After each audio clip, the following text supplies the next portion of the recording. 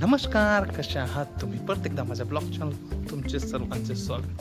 सकाळी सकाळी 3ला उठलो, नाशिक जायचं आहे. तिकडे सोनूची बदली झाली, पसारा टाकला, कुंडीला गाडी आहे, 2 व्हीलर आपण इथं निघूया. चला तर गाडीपाशी पोहोचलो, कात्याभाऊची गाडी आहे, निघूया आता सुरगाणा मार्गे. जवळपास 4ला उठलो, सकाळी स्वयंपाक नाही 3लाच, आणि तिथे जवळपास 5 वाजले. चल निघूया, बड्यापैकी आपण निघलो. काय करताय? आपण हा प्रवास व्यारामार्गे करणार आहोत. तर आपल्याला जायचं खडपती नाशिक, जे त्र्यंबक आणि पेठच्यामध्ये आहे. चला तर आपण निघूया. आणि हा जवळपास आपण आता नवापूरच्या अलीकडे पेट्रोल पंप भेटले, पण तिथे पेट्रोल नव्हतं, डिझेल नव्हतं. आता पाहू इथे भेटेल. मोठ्या मुश्किलीनं कसं तरी डिझेल भेटलं आणि आम्ही वगैरे केला. नंतर जेवण वगैरे करूया. नवापूरमध्ये आपण एंट्री केली आहे. इथून कसं जायचं.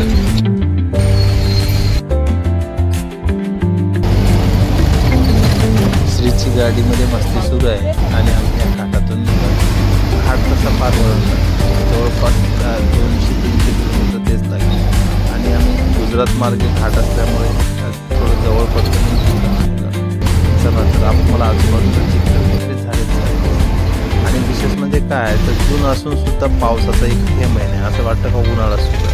वळण एवढे मोठे आहे का, आणि बाजूला दरी खूप सारी, जणू काही असं वाटतं का गाडीमध्ये तिथे वाचायचा चान्स. एवढ्या मोठ्या दऱ्या आहे. चल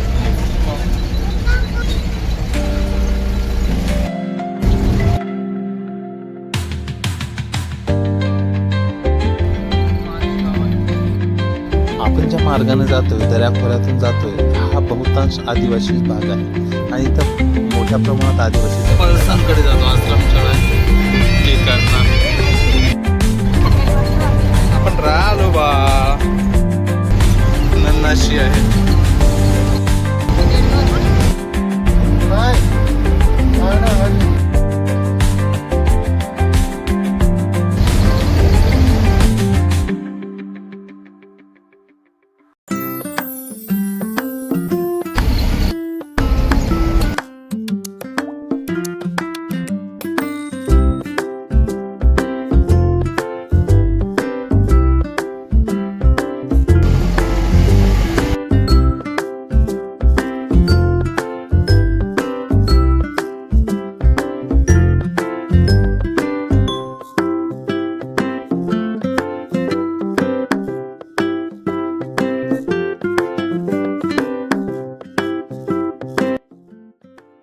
शाळेवर पोहोचलो बढियापैकी.